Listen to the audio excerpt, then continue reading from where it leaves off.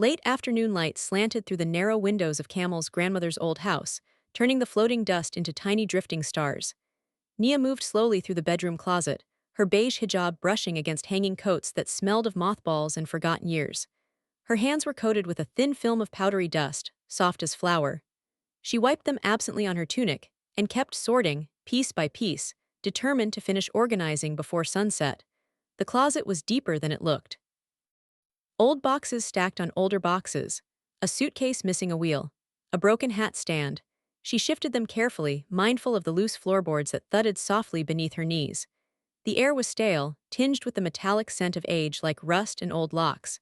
Her breathing grew quiet, the steady rhythm of someone used to working in silence. She pushed aside a set of crumbling shelves and noticed something odd.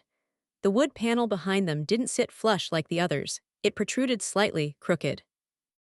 Curious, she touched her fingertips to the edge and pressed. The board popped inward with a dull click. Nia froze. Behind the panel lay a hidden recess, and in the center of it, squatting like some long-forgotten beast, sat a rusty iron safe. Its surface was dark, eaten by time, the greenish patina peeling like sunburned skin. Rust curled around the hinges in delicate blooms. The dial was stiff, scratched, dented from someone's frustrated hands decades ago. She leaned forward, studying it closely. The smell of iron thickened as she moved. Her heart ticked faster, not from fear but from the sharp edge of surprise. Subhanallah, she whispered under her breath, a safe. In a hidden compartment, Nia wiped the back of her dusty hand across her forehead and sat back on her heels, trying to process it. What could Camel's grandmother possibly have locked away so deliberately? Jewelry, old deeds, memories no one had wanted to share. She called out softly, "Camel, you need to see this." Footsteps approached quickly, too quickly.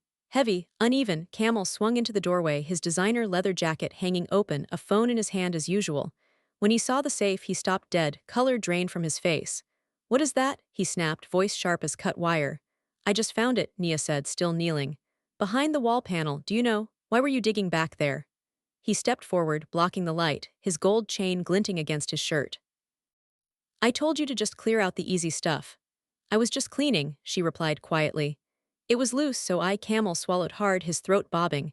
His eyes darted around the closet, then back to the safe. His breathing sped up. "Close it," he ordered. "Put everything back, don't touch the safe." His tone was wrong, too tight, too panicked. Like he'd been burned and didn't want her to see the scar. Nia wiped dust from her hands and rose slowly. "Why? It could be important." "Family business," he snapped. "You wouldn't understand." A sting of humiliation flared in her chest. She looked at him carefully, searching his expression. His jaw was clenched, his shoulders stiff beneath the leather jacket. She had seen him irritated, annoyed, even angry, but this was fear. Her voice softened.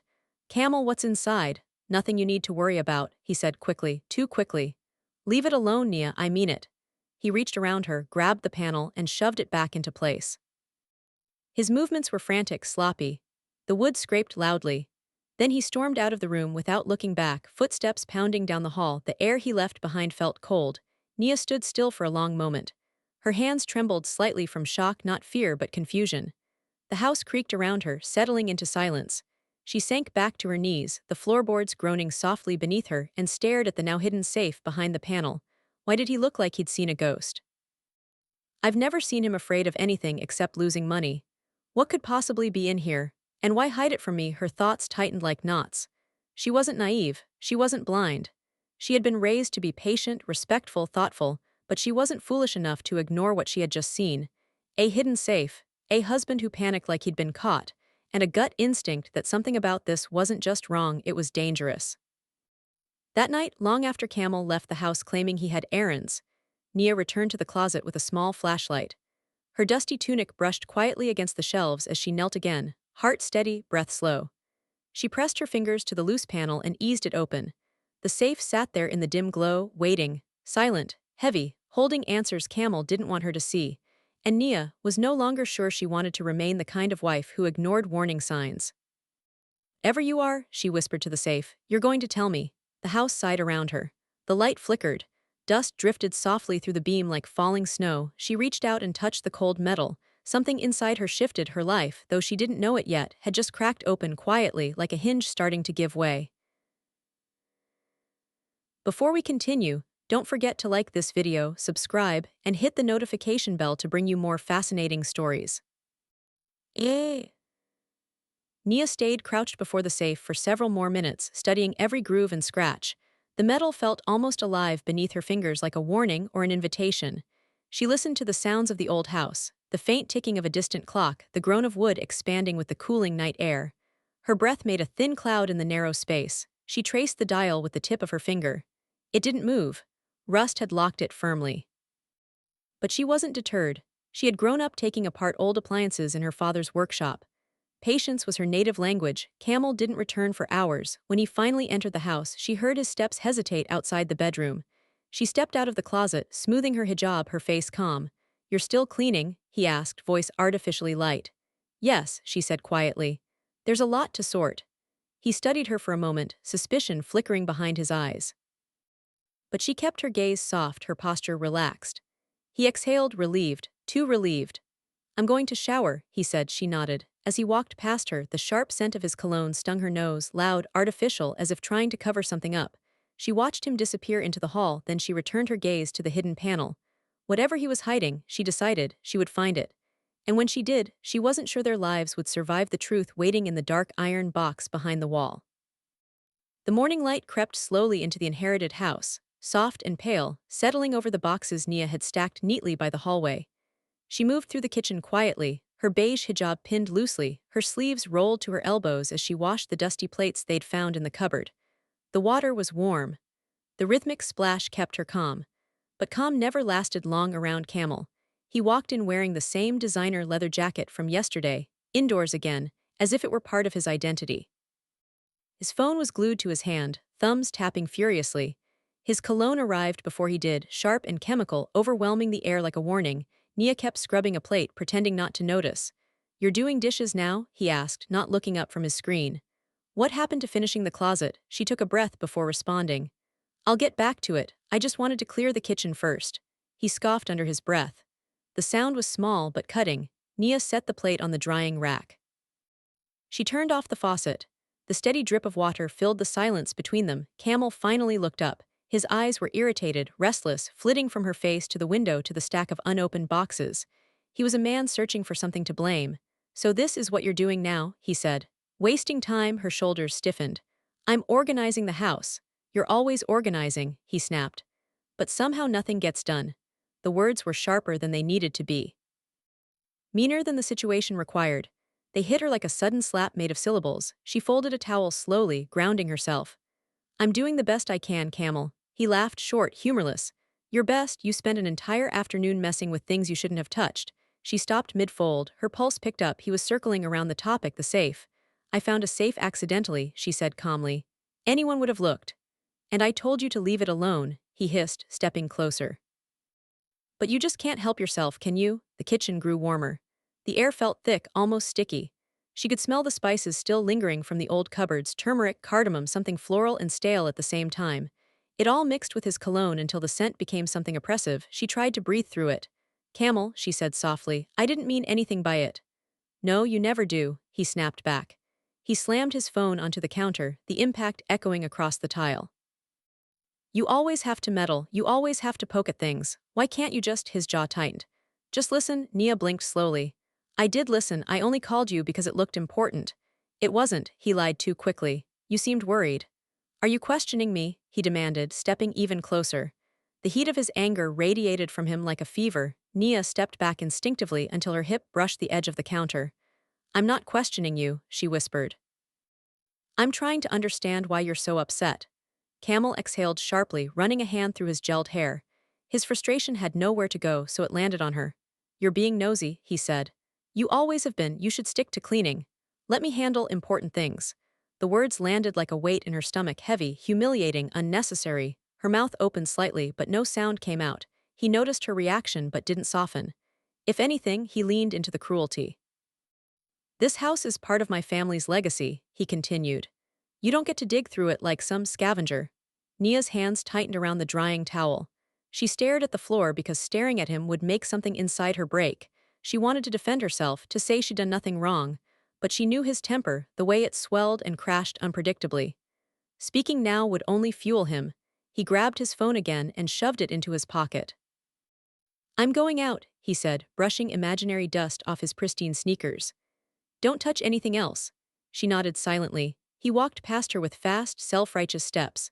The smell of his cologne filled the air again as the front door opened and slammed shut, loud, final, vibrating through the frame like the last word in an argument she never chose.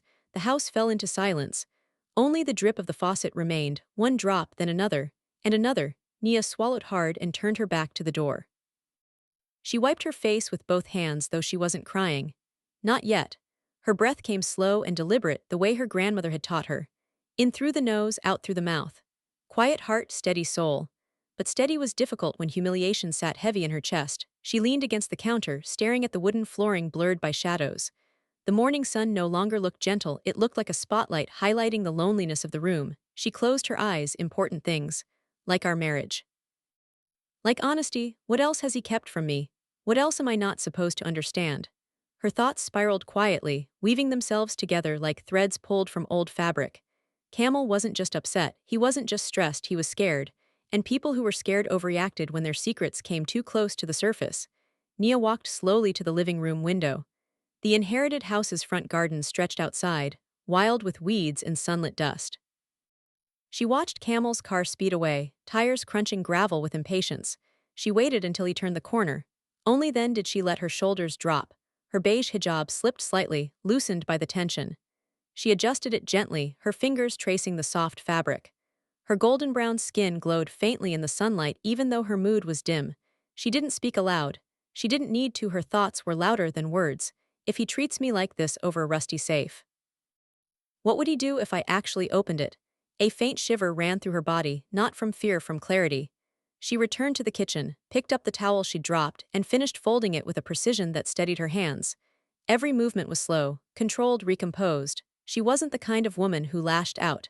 She wasn't the kind who broke easily. But she was the kind who remembered cruelty. And Camel had just handed her a memory she would not forget. Outside, a bird chirped faintly in the distance, a lonely echo in the quiet morning. Nia took one long breath, letting the air fill her lungs and settle her spirit. She straightened her posture. The humiliation didn't harden her, it sharpened her. She walked back toward the hallway, her steps soft but steady, dust rising around her ankles as she passed the closet door. She didn't open it, not yet. But she touched the handle gently, almost lovingly. Then she whispered, soft as a promise, sharp as a blade. You think I don't understand, but I do. And soon I'll know everything. The house, old and watching, seemed to exhale with her. The safe waited in the dark behind its panel, and Nia, quiet as dawn, was beginning her descent into truth. The evenings in the inherited house had a way of settling into the walls, as if every beam and nail remembered conversations that were never meant to be heard. Nia felt it every night, this growing pressure, this feeling that something unseen was lurking behind the shadows of old furniture and fading wallpaper. Tonight, though, the tension didn't come from the house. It came from Camel. He hovered near the bedroom closet again, pretending not to. He leaned on the doorframe with his arms crossed, one sneaker tapping the floor impatiently. His designer leather jacket was still on even though the room was warm. His phone stayed glued to his hand, screen lighting up every few seconds with notifications he never let her see. He wasn't guarding the house. He was guarding the safe. Nia pretended to sort through a box of linens at the foot of the bed, folding them in calm, clean motions. The dust in the room had its own scent, dry, faintly sweet, like old fabric that had absorbed decades of perfume and sunshine. When she breathed, she tasted history. Camel didn't notice. His attention was fractured, bouncing between the closet door, his phone, and the window. You don't have to stand there, she said quietly, not looking up. I'm not standing anywhere, he snapped, shifting but not moving. She kept folding. You've been in this room for 20 minutes. I'm allowed to be in my grandmother's house, he shot back. Unless that's a problem for you now. She didn't respond. She kept folding the linen, a soft, yellowed sheet that smelled faintly of lavender that had lost its strength long ago. Camel's voice kept bouncing around the room, but she didn't let it disturb her rhythm. Click, buzz, ping, his phone lit up again. He turned the screen away from her, her eyes flicked to the reflection in the window. A name flashed. A woman's name. Brightness showed a small icon, a heart. He angled the phone out of sight, her hands paused for only half a second, but she forced them back to the task. Slow, methodical, she wasn't ready to let him know she saw. Camel stepped forward abruptly and shut the closet door. The latch clicked too loudly in the still room. Nia's pulse skipped. He wasn't just nervous, he was unraveling. Why are you closing it? She asked softly. Because you keep going near it, he snapped, brushing non-existent dust off his jacket's sleeve. Why do you keep hanging around this room anyway? There's an entire house to clean. Her tone remained gentle. I'm finishing the bedroom today. Finish something else, he barked.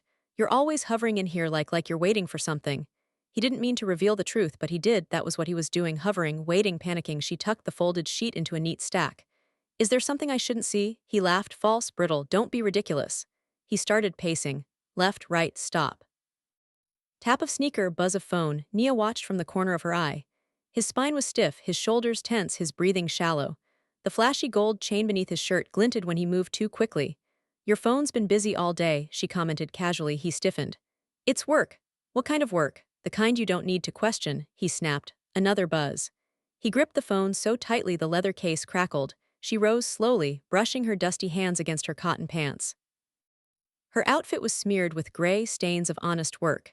Camel looked immaculate by contrast, artificial, plastic, curated, like he thought he could cover the tension with cologne and shine. Nia stepped toward the doorway of the bedroom. I'll make you tea. I don't want tea, he muttered. I want you to leave that closet alone. His voice sharpened at the end, slicing through the air. She paused in the doorway. The hallway smelled faintly of old wood and paint that should have been replaced a decade ago. The house had layers, secrets settled into its bones. She wondered how long the safe had been waiting and how long Camel had been terrified of it. Her voice was calm. You're acting different. He met her gaze too quickly. I'm not. You're hiding something. I'm not. Silence stretched thin. She studied his face, not the polished exterior he presented to the world but the cracks showing beneath the surface. The darting eyes, the clenched jaw. The way he kept positioning himself between her and the closet as though she were a threat. She wondered if he realized how loudly his fear spoke. The house creaked as if listening. Camel suddenly shoved his phone into his pocket, the movement jerky. I have to go, he said. I'll be back late. Work, she asked. Obviously, he snapped. He tried to walk past her, but she shifted slightly to the side, blocking him just for a moment. Not enough to provoke, just enough to observe. She smelled the stale scent of last night's takeout on him, the sour note of coffee he'd spilled but tried to wipe off. And something else, someone else's perfume, or was she imagining it? He pushed past her too quickly, not meeting her eyes. He grabbed his keys. Don't wait up. Then the door slammed, harder than necessary. The vibration traveled through the floorboards, shaking dust from the corners of the ceiling. Nia stood in the empty hallway, her heartbeat slow but steady. She listened to the sound of the engine revving outside, then fading into the distance. Silence settled again. Heavy and expectant, she returned to the bedroom, walking slowly, letting her fingertips brush the peeling wallpaper. She reached the closet and pressed her palm flat against the door. Behind it, the safe waited. Her breath came out in a slow whisper. He thinks I'm stupid. But I see everything. He can't hide panic. He wears it like that gold chain, loud and obvious.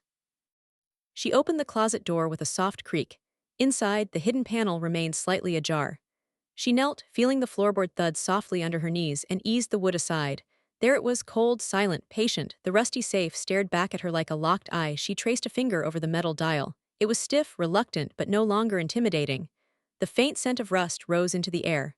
Camel, she whispered to the empty room, you're slipping. The house hummed its agreement. She closed the panel gently, stood, and smoothed her hijab.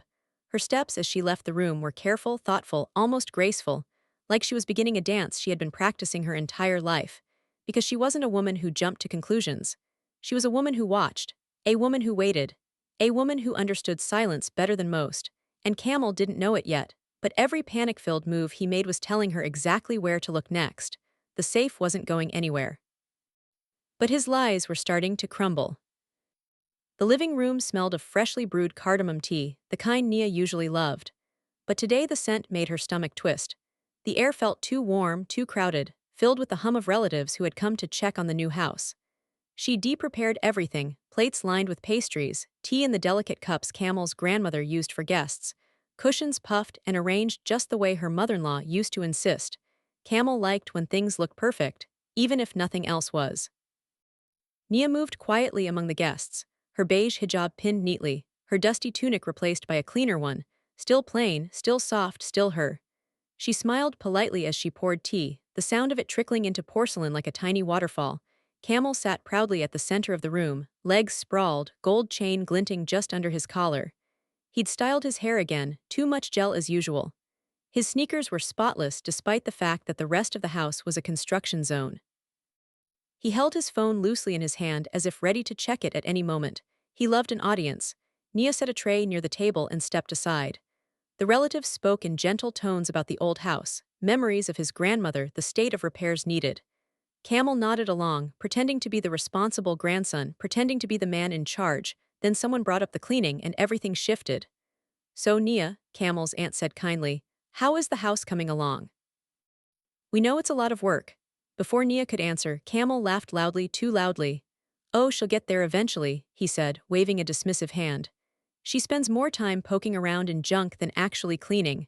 The laughter from his lips was casual, careless. The laughter from the relatives was hesitant. Nia froze mid-step, holding a teacup she hadn't yet set down. Her hand trembled only slightly. The room felt suddenly smaller, the buzzing conversations dimming under a wave of embarrassment that flushed up her neck. Someone murmured, "Oh," another cleared their throat. Camel saw her discomfort, but instead of stopping, he leaned into it. "She found some old safe or something," he continued, rolling his eyes.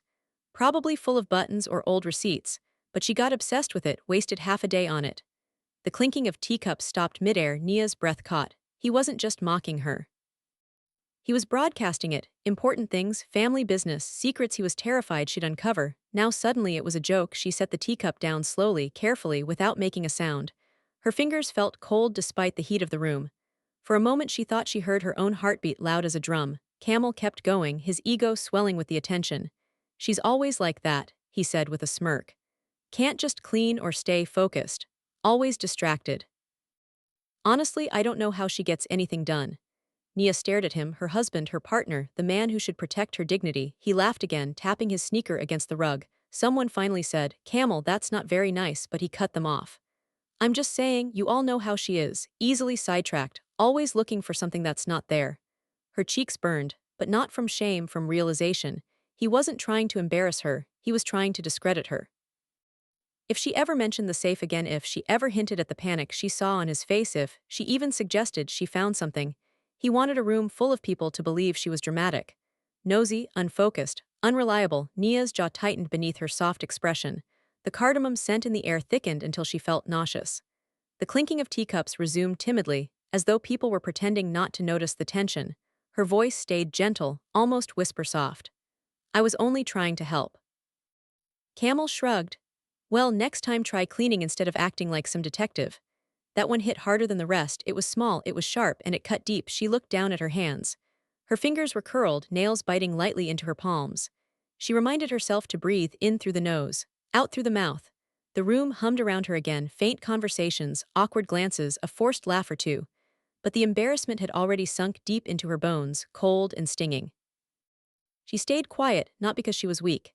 Not because she agreed, but because she knew silence was armor. And sometimes the quietest people carried the sharpest truths inside her. Something cracked. It wasn't loud. It wasn't dramatic. It was the quiet snap of trust wearing thin. A seam coming undone, a tiny fracture, but fractures grow when pressure returns. She served more tea, her hands steady again, her movements graceful. Someone tried to comfort her with a soft pat on the arm. She smiled politely. Inside, her thoughts spiraled into a deeper part of her. He wants a quiet wife, a blind wife, a stupid wife. But he doesn't realize humiliation grows roots. And mine are deep. After the guests left, the house grew silent once more. The cardamom scent lingered faintly, now mixed with something bitter, resentment. Camel disappeared into another room without acknowledging her. Nia stood alone in the living room, sunlight fading around her. Her beige hijab cast a soft shadow down her shoulder, framing a face calm but unreadable. She didn't cry, she didn't speak, she didn't confront him. Instead, she walked slowly to the hallway. Her hand brushed the closet door. The safe hidden behind the wall waited like an unspoken truth. A small, steady flame lit inside her chest. Something had shifted. And Nia Rahman, the quiet wife in dusty clothes, was starting to wake up to a truth she'd ignored for too long. Humiliation didn't break her. It sharpened her, and sharpened things cut deeper when the time came. The house was silent that evening, too silent. The kind of silence that felt padded, heavy, almost deliberate. As though the walls themselves were waiting for something to unfold. Nia walked through the narrow hallway with slow, measured steps, the soft brush of her beige hijab whispering against her tunic. The humiliation from earlier still clung to her like a damp cloth, but beneath it, something else pulsed. A steady, quiet resolve. Camel had left hours ago, claiming he needed air, but Nia knew better. He wasn't escaping the house. He was escaping the safe. And her, the moment the front door slammed behind him, the shift inside her chest settled into certainty. No more waiting, no more wondering, no more letting him decide what she was supposed to understand.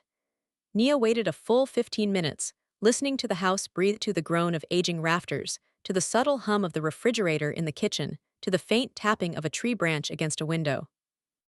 She wanted to be absolutely sure he wouldn't burst back in with one of his accusations. When the wind outside steadied and the house settled into its nighttime rhythm, she moved. She walked back to the bedroom closet with a sense of purpose she hadn't felt in days. The floorboards thudded softly under her feet. The air tasted like dust and old wood, and the scent grounded her. She pushed open the closet door. Clothes swayed lightly as though startled from sleep. Nia knelt, feeling the familiar pull of the floor beneath her knees. She pressed her fingers to the loose panel and eased it open without hesitation this time.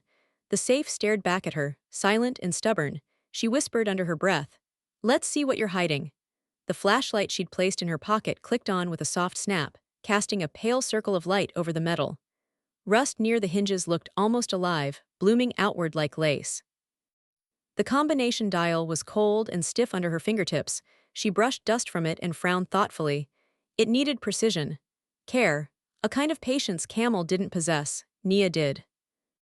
She pulled out her phone and typed quietly into the search bar, "How to open old combination safe rust-stuck dial. Grandmother's safe old model green patina dial stuck. How to hear clicks for combination locks." She read quickly, absorbing every detail, lubricating the dial, listening for soft clicks, trying common combinations, using consistent pressure.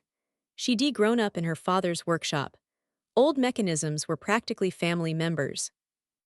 She exhaled slow and steady, letting her breath match the rhythm of her thoughts. Step 1, clean the surface. Step 2, test the dial for movement. Step 3, listen. She tightened her hijab and leaned closer. Her fingers moved with deliberate care as she applied a tiny bit of oil from a sewing kit she'd found earlier. The dial loosened slightly, still stiff but cooperative enough. She turned it gently. Click, silence, click, silence. The faint sounds were small but distinct, like whispers from another decade. She kept turning. 30 minutes passed. Dust settled on her sleeves. Her knees started aching from kneeling, but she didn't move. She watched the dial, then closed her eyes and listened instead. Click, click, 2 clicks. Soft but real. Her heartbeat quickened. "There you are," she murmured. She wiped sweat from her upper lip, her breath catching with excitement she tried to keep quiet. This wasn't just curiosity anymore. It was proof that Camel had lied. During one of her breaks, she leaned back against the closet wall, stretching her stiff legs. The earthy scent of dust filled her lungs. Her tunic had darkened from brushing against the closet floor, but she didn't care. She stared at the safe thoughtfully. If he's this terrified of something he's never opened, then the truth is worse than I imagined. Her mind replayed every scene from the past week. Camel slamming doors, Camel snapping at her, Camel guarding the closet like a watchman. Camel hiding his phone every time it buzzed. The puzzle was building itself, piece by piece. Nia wasn't afraid anymore. She leaned forward again, touching the metal with renewed determination. She turned the dial slowly, listening for another pattern of clicks. The house creaked as if offering encouragement. Another click, then a heavier one. She gasped. Her hand flew to her chest. Her pulse raced like wild wings under her skin. She leaned in closer, adjusting the flashlight. Her breath fogged faintly in the cold closet air. "Almost," she whispered. 10 more minutes passed. She turned the dial in careful arcs, fingers sensitive to the slightest vibration. Then a deeper mechanical thunk echoed inside the safe. Her whole body froze. The latch had shifted. The safe wasn't open yet, but it was close. So close she could practically feel the weight of whatever secrets lay inside pressing against the metal door. A slow, electric tremor ran through her hands. She sat back, breathing deeply. The room around her seemed to hum with energy. For the first time, she felt in control, not because she had the combination, not because the safe was on the verge of opening, but because the truth was no longer a fog she couldn't reach. It was right there, under her fingertips, and no amount of Camel's panic could stop her now. She brushed the dust from her lap and rose to her feet, her joints protesting quietly. Her beige hijab had slipped a bit from all her bending, but she straightened it with steady hands. She took one last look at the safe. Then she closed the panel gently, respectfully, like she was tucking a sleeping child into bed. She stood in the middle of the bedroom, taking in the quiet. The air smelled of rust, old wood, and determination. Nia whispered to the empty room, "Tomorrow I open you." The old house didn't fight her. It simply waited, as though it had been waiting for her all along. And as she left the room, her footsteps were soft but certain. like the beginning of a storm that didn't need thunder to announce its arrival.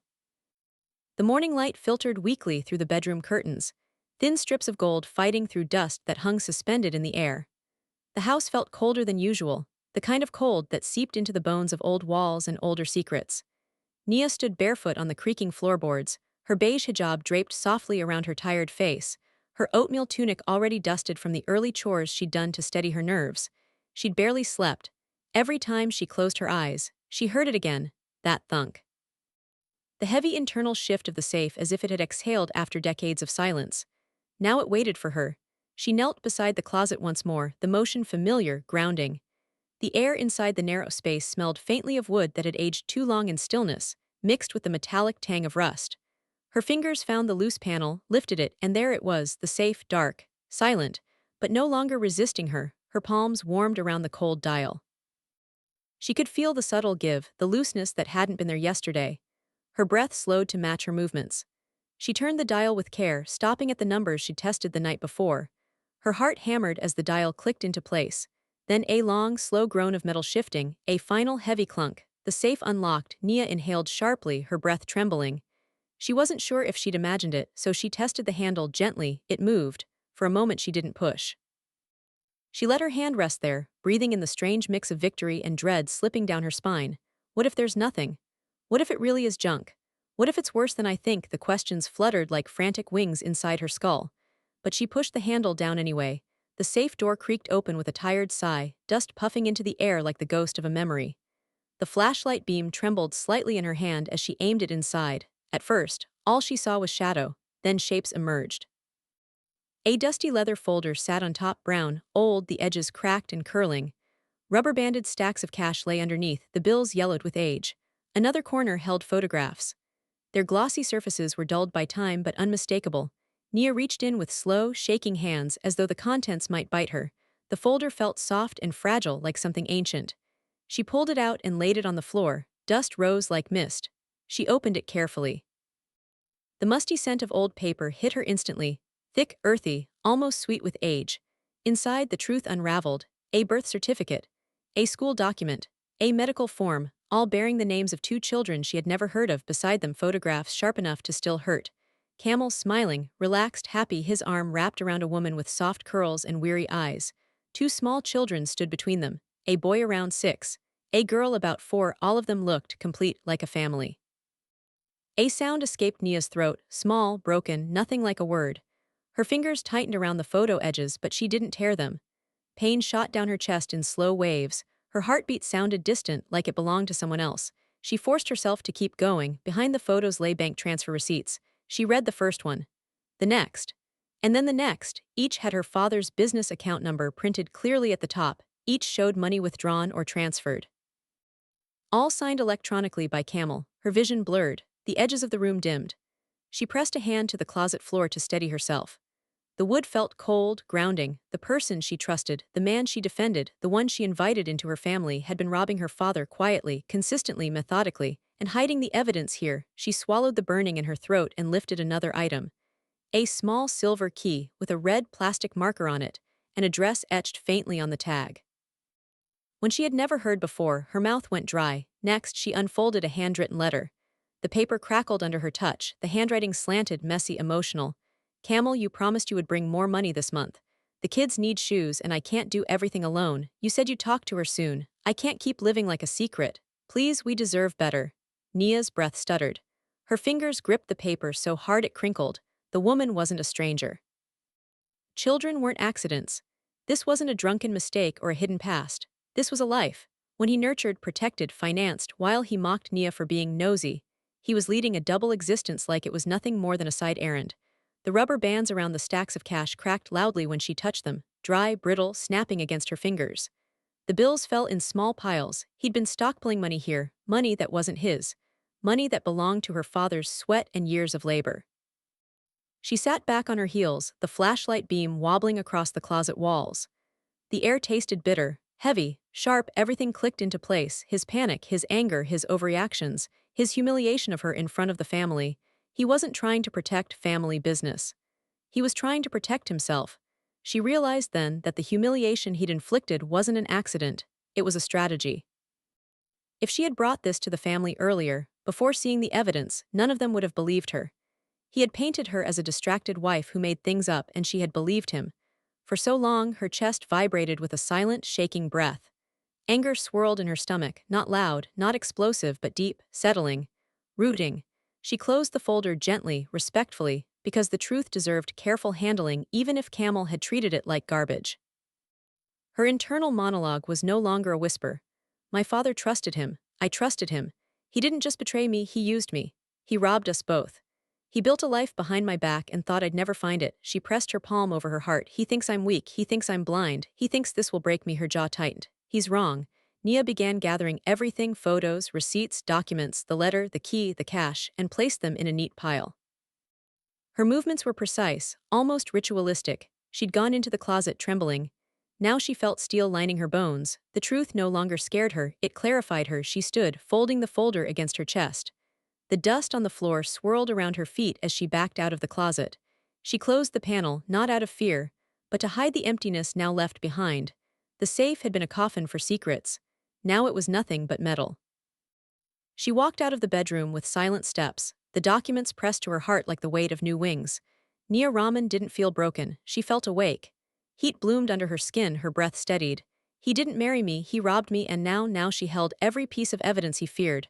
The house felt different as she moved through it. Less like a tomb and more like a stage waiting for her next step. The truth had been locked away. But Nia had opened it. And now nothing, absolutely nothing, would stop what came next. The night had a strange softness to it, a hush that settled over the house like dust over forgotten furniture. Nia could feel the shift inside herself as clearly as she felt the cool air brushing her skin. She stood alone in the dim hallway, the weight of the leather folder in her hands grounding her, steadying her. There was no trembling now, no second guessing, only clarity. She walked into the living room and placed everything on the table with quiet precision. Documents looked so small spread across the wood, almost innocent. But each sheet was a blade, each photo a spark. This was the kind of truth people couldn't hide behind lies. She closed her eyes, inhaling slowly. The house smelled of dust and the faint scent of detergent from the morning's cleaning. The silence hummed around her, but she could feel her resolve forming like a spine of iron. She turned on the lamp, its soft glow lighting the evidence. The room felt different now, less like his space, more like hers. One by one, she began organizing the papers, receipts, photos, letters, bank statements. She lined them up, smoothed their edges, studied every detail until they carved themselves into her memory. The rubber bands lay snapped beside the stacks of cash, curled and brittle like dead insects. She pushed them aside and began compiling everything into folders. She had no training for this. But she had instincts, and instincts sharpened by betrayal made for excellent strategy. She retrieved her phone, opened the scanning app, and positioned the first page under the warm glow of the lamp. The soft hum of the scanner filled the air. Page after page, click after click, she digitized every fragment of the truth. The room filled with the subtle smell of warm electronics, ink, heat, and the faint metallic tang of her determination. As she worked, her mind whispered, "Silence is power. Silence is preparation." The hum of the scanner became a rhythm, a heartbeat. She saved copies into multiple folders. One on her device, one on a hidden cloud storage, one in an encrypted file. Each step precise, rehearsed in her mind even before she completed it. She didn't bother wiping her tears, not because she wasn't hurting, but because she wasn't ashamed. The pain felt purposeful now, like resistance training for the soul. When she finished scanning the last page, she slipped the originals into a new folder, one clean and crisp. She labeled it simply, "Inheritance," a title Camel would never suspect. She closed it gently and exhaled. Her chest felt tight but strong. Then she made her next move. She picked up the phone, her thumb hovering over one contact.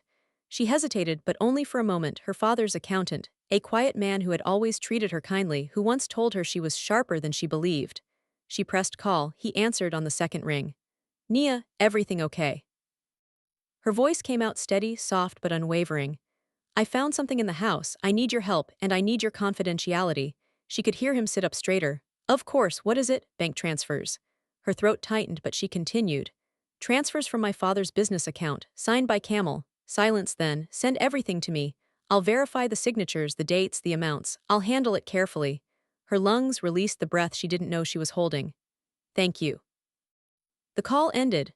She set the phone down and rubbed her palms together, absorbing warmth back into her fingers. Next call her sister, she didn't tell her the truth, not yet. Just asked, can I leave something important at your place? Somewhere safe? Her sister didn't question it. She simply said, of course, come anytime. Nia placed the originals into a tote bag, wrapped in fabric to protect them from dust or accidental creasing. She tucked the safe key beside them. It felt symbolic, carrying the key to the life he'd hidden. As she packed, she imagined Camel's face, the arrogance, the dismissiveness, the way he'd laughed at her today, weaponizing humiliation. Her jaw clenched, but her movements stayed smooth. He taught me to be silent. Good, silence makes me invisible. Invisible is dangerous. The next call took more courage. She dialed a number she'd found online, a lawyer specializing in marital assets and financial abuse.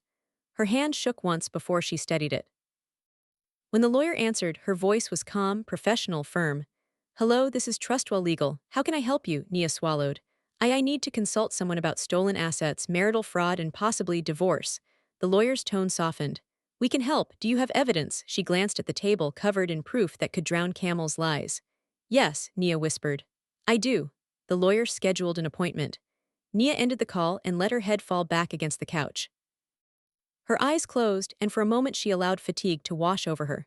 The weight of the day pressed heavily on her shoulders. But underneath it was something unexpected, relief, not joy, not triumph, but relief. The truth was out, and she was no longer trapped in the hazy confusion he'd created around her. She rose slowly, stretching her tired limbs. Dust clung to her sleeves again, as if the house itself marked her as its ally. She gathered the tote bag, zipped it, and placed it by the door. She would take it to her sister in the morning. Before heading to bed, she walked back to the bedroom. She stood before the closet, hand resting lightly on the door. She opened it and kneeled, brushing the wood panel with her palm.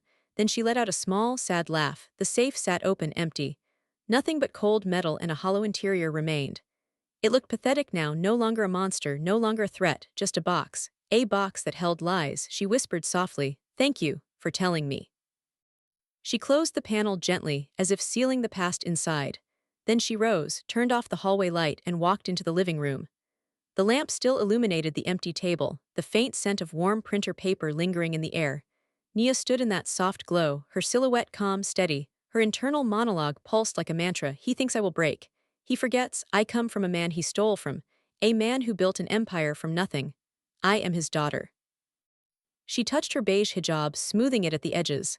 I am not broken. I am preparing. Nia turned off the lamp, leaving the house in darkness. But inside her, everything was lighting up. The morning was calm, deceptively ordinary. Sunlight spilled through lace curtains, casting patterned shadows across the polished wooden floor.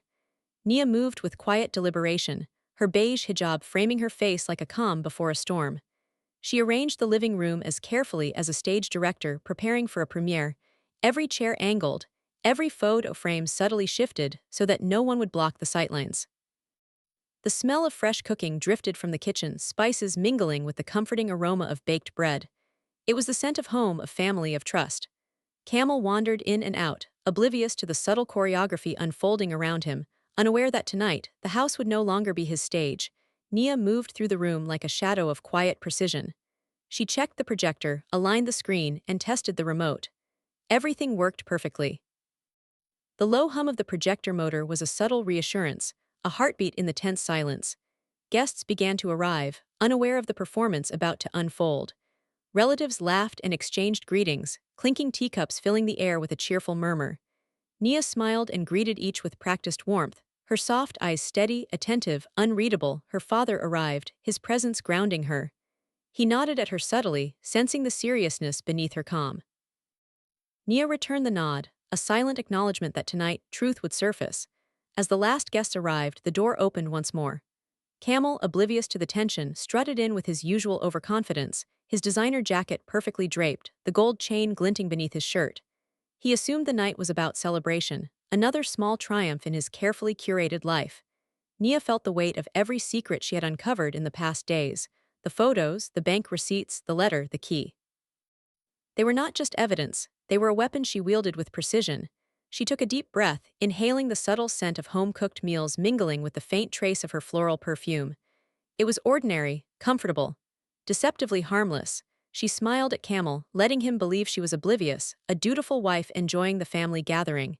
He leaned back in his chair, arms crossed, clearly enjoying the illusion of control. Nia's internal monologue remained quiet but razor-sharp. He thinks tonight is about him. He thinks I am still the naive wife he can dismiss. He's wrong. Tonight, he learns that a woman betrayed builds patience, and patience is not weakness, it's strategy. She glanced around. Each seat was positioned carefully so that everyone would have a clear view of the projector screen. She had invited the second woman discreetly, under the pretense of a neighborly gesture. She would arrive just in time to confirm what Camel had tried to keep hidden. Nia took her position at the front of the room. She let the hum of the projector fan fill the silence, a low mechanical heartbeat that amplified her pulse. Guests were chatting softly, unaware that the night's true performance had yet to begin. She cleared her throat, a sound small but commanding enough to draw attention. Conversation stopped, heads turned, eyes now on her. She smiled politely, calm, almost serene. "Thank you all for coming tonight," she began, her voice smooth and steady. "We are here to honor the memory of Camel's grandmother and celebrate the inheritance she left behind. But while clearing her home, I found something unexpected." Camel stiffened. His confident posture faltered slightly as a flicker of unease crossed his features. He had hoped her discovery would remain contained, invisible, harmless. But Nia's composure told him otherwise. She had control. She pressed the remote, and the projector flickered to life. A photograph appeared on the screen, Camel smiling with a woman, two children between them. Murmurs rippled through the room.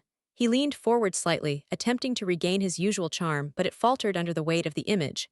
One by one, she revealed the documents. The bank receipts showing stolen money, the lease key to the secret apartment, the letter from the second woman. Each click of the remote drove the narrative further, exposing the layers of betrayal he had tried to bury. The low murmur of guests escalated into sharp gasps. Voices trailed off as realization dawned. The smell of spices, once comforting, now mingled with the metallic tang of shock and disbelief. Her internal monologue remained steady. "This is not vengeance for anger. This is justice. Calm, methodical, unavoidable justice." Camel stammered, attempting excuses, his voice rising but hollow, bouncing off walls that had silently watched his deceptions for years. He was panicked now, every gesture a betrayal of the cool, confident man he pretended to be. And then the second woman stepped forward, calm and composed. She confirmed every word, every document, every hidden truth. The room shifted, the balance of power tipping irrevocably. Nia's heart remained steady. She watched Camel's expression collapse from arrogance to despair. Her chest swelled, not with triumph over him, but with relief that truth had been restored. The projector fan whirred softly, echoing the quiet cadence of her control over the unfolding chaos. Guests exchanged stunned glances. The clinking of teacups had vanished. Silence dominated the room, punctuated only by Camel's gasping denials and the second woman's unwavering confirmation. Nia's internal monologue whispered, almost with tenderness, "I am not crying. I am not shaking. I am simply done. This is peace, this is justice, this is freedom." She stepped back, letting the evidence speak for itself. The room absorbed the truth, her calm radiating like a pulse that could not be denied. Camel slumped into his chair, defeated. The man who had tried to orchestrate control over her life now sat stripped of lies, powerless, exposed. Nia glanced around the room once more.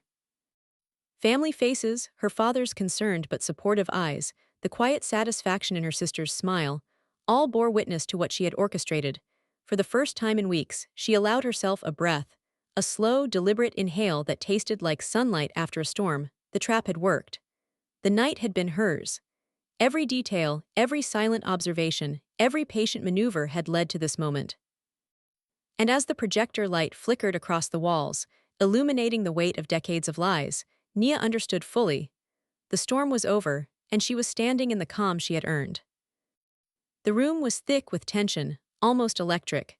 The low hum of the projector filled the otherwise quiet living room, vibrating softly against the walls, against the polished wooden floor, and against the chest that held a heart steady with purpose. Nia stood in front of the crowd, her beige hijab perfectly draped, her hands resting lightly on the folders she had carried everywhere these past days. The soft folds of her oatmeal tunic whispered against the fabric of her pants. As she shifted weight from one foot to the other, she glanced around. Relatives murmured quietly among themselves, their eyes flicking toward Camel, who lounged in his usual confident posture. But tonight, the arrogance in his gold chain and designer jacket looked conspicuously hollow. He was smiling, forced, twitching at the corners of his mouth, but the faint tremor in his hand betrayed him. Nia inhaled slowly, feeling the faint, metallic tang of anticipation in the air. Dust motes danced in the projector light, floating like tiny witnesses to the moment that was about to unfold. "Thank you all for coming," she began, her voice calm, almost musical, a soft counterpoint to the tension in the room. "As you know, we gathered to honor Camel's grandmother and celebrate the inheritance she left us. While organizing the house, I came across something unexpected." Her gaze landed on Camel. The confidence drained from his eyes as a flicker of panic crossed his features.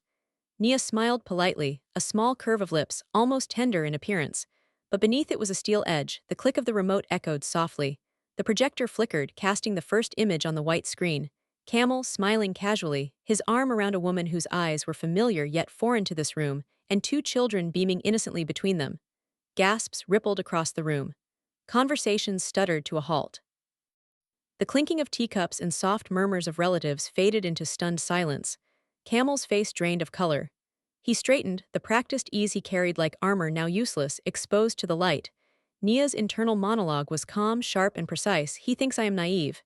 He thinks I am blind. He thinks he can laugh at me without consequence. He is wrong. Tonight, truth speaks louder than his lies." She pressed the remote again. Bank transfer receipts appeared on the screen, each one a nail in the coffin of his carefully constructed deception. Names, dates, and amounts flashed briefly, yet every person in the room could follow the story. Camel's stolen funds, her father's account. Each transfer a betrayal laid bare. The second woman stepped forward at the perfect moment, calm, her eyes steady, confirming the evidence before the crowd. The children's existence, the secret apartment, the letters, all validated. The room seemed to hold its breath, the smell of home-cooked spices mingling strangely with the faint ozone sent from the projector's electronics heating under the strain of revelation. Camel opened his mouth, then closed it. Stammering excuses attempted to escape, but they dissolved into the heavy air. His phone sat forgotten in his hand. The gold chain glinted weakly under the light, no longer a symbol of status, but of vanity exposed. Nia's internal monologue whispered, a quiet mantra, "I am not crying. I am not shaking. I am not afraid. This is peace. This is justice. This is freedom." She clicked the remote one last time, revealing the lease to the secret apartment and the handwritten letter from the second woman addressed to him. The words, pleading, frustrated, honest, spoke for themselves. Every gaze in the room found Camel now, and every judgment landed like a hammer. The projector fan whirred steadily, a mechanical heartbeat underscoring the stillness, the awe, the dawning realization of betrayal. The low, soft murmur of the room transformed into whispers of disbelief. Nia watched silently. Her chest was calm, her mind clear. The humiliation he had inflicted on her in public, the belittling comments, the dismissive remarks, all of it paled in comparison to the clarity and power of this moment. Her father's eyes met hers briefly, filled with pride and sorrow. He had been betrayed, yes, but not defeated. Not while his daughter stood at the center of the room, orchestrating truth like a masterful conductor. Camel's head sank slightly, and the room seemed to contract around him.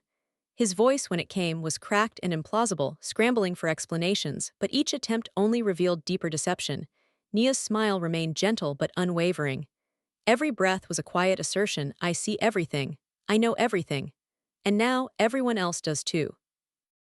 The second woman's calm presence beside her affirmed the reality of the truth, a living confirmation. Camel's defenses crumbled as the narrative he had carefully hidden was laid bare in front of family, friends, and witnesses. Nia felt the weight lift slightly from her shoulders. She did not gloat. She did not shout. She simply observed, letting silence amplify the finality of the exposure. The projector flickered one final time, casting the last image across the room. Camel slumped into his chair, defeated, exposed, powerless. Nia's internal monologue concluded quietly, resolutely, "I am done with fear. I am done with lies. I am done being small. I am free." The room was silent, except for the faint mechanical hum of the projector. Every eye was on Camel now, and every heart recognized the truth. Nia stepped back, her beige hijab falling softly around her shoulders, her hands lightly brushing the folder against her chest. The storm had passed, but the clarity it left in its wake was unshakable. For the first time in years, she felt the calm of absolute control. The safe had revealed its secrets, and with it, she had discovered the strength that had always been there, silent, patient, and now unstoppable. Morning sunlight streamed through the wide windows of Nia's new apartment, soft and golden, spilling across pale wooden floors and casting gentle shadows on the walls. The scent of fresh linen filled the air, mingling with the faint aroma of brewed coffee. The city outside hummed with life, distant car horns, footsteps on the pavement, voices carried on the breeze. For the first time in months, Nia felt that life belonged solely to her. She stood by the coat rack, fingers tracing the folds of her beige hijab. It no longer smelled of dust or old wood or decay. It felt like a flag of survival, a banner of endurance and triumph. She draped it carefully over her shoulders and smoothed it over her tunic, feeling the soft fabric rest against her skin, grounding her. The past few weeks replayed in her mind like a vivid film. The rusty safe, the documents, the photos, the letters, the stolen money, the second family revealed, the humiliation she had endured, and finally, the meticulous orchestration of her quiet but devastating revenge. It had all led here. She had emerged unbroken, unbowed, and more powerful than she had realized. She moved to the small kitchen and poured herself a cup of coffee, savoring the steam curling upward, carrying with it a comfort. The hum of the refrigerator and the distant city sounds filled the silence with a gentle, domestic rhythm. Her fingers wrapped around the mug, grounding her in this new reality, in this small sanctuary she had carved for herself. Nia set the mug down and approached the stack of folders she had brought from her sister's house. These were the originals, the irrefutable proof of Camel's betrayal. Carefully, she placed them into a secure envelope and prepared to deliver them to the authorities and her father. Justice would be served legally, formally, and completely. As she stepped outside into the bustling streets, sunlight catching the edges of her hijab, she felt a strange lightness, a release from the weight she had carried. The city seemed brighter, louder, alive in ways it hadn't been before. Her phone buzzed briefly. A message from her sister, "Proud of you, you did what needed to be done." She smiled, typing back a simple reply, "Thank you, I finally see clearly." Walking toward the car, Nia reflected on the lessons carved into her heart. Trust had been broken, yes. Love had been betrayed. Humiliation had been endured, but none of that had destroyed her. Each trial had honed her resilience, sharpened her perception, and crystallized her sense of justice. She thought of Camel now, the man who had seemed so untouchable, whose arrogance and deceit had built walls around her life. He had been exposed, his power stripped away. But Nia felt no desire for vengeance beyond the truth. She had dismantled the lies, restored integrity, and reclaimed herself. That was enough. Returning to her apartment, she opened the window wide. A cool breeze drifted in, carrying with it the scents of the city, flowers from a nearby balcony, bread baking somewhere down the street, the faint tang of exhaust and rain-soaked concrete. She let it wash over her, inhaling deeply, feeling alive, awake, free.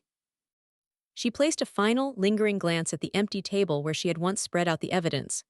The room was quiet now, peaceful, a sanctuary from the chaos of the past. She allowed herself a moment of gratitude for the clarity, for the courage, for the support from those who had stood by her. Her hands touched the beige hijab again, smoothing it with care. She whispered softly, a private affirmation. "I opened the safe, but in truth, I opened myself. This time, nothing will be locked away." She turned toward the small, sunlit living room, inhaling the fresh air and letting the light spill over her shoulders. The past was behind her, the present a soft and steady rhythm, the future wide and open. And with that, she began unpacking the last of her boxes, placing her belongings with deliberate care. Every item a piece of a new life, every gesture a testament to survival and renewal. Nia smiled faintly, feeling the calm pulse of empowerment flowing through her. The phone buzzed again. This time, it was a message from her father. "Everything is in order now. Take care of yourself, my daughter. You've earned your peace." Nia replied simply, "I will. Thank you, Papa." She set the phone down and sat by the window, watching the city move and breathe. The distant sounds of life were no longer intrusive, they were affirming, a rhythm that matched the steadiness in her chest. Her hijab rested softly against her shoulders, the light catching its fabric just so. She touched it gently, a private smile forming on her lips. This was more than survival. This was reclamation. This was freedom. And in that moment, Nia Rahman knew that the doors she had opened, both literal and metaphorical, would never be shut against her again. Did you like the story? If it inspired you, consider liking, subscribing, and sharing so we can bring you more fascinating stories. With love and respect.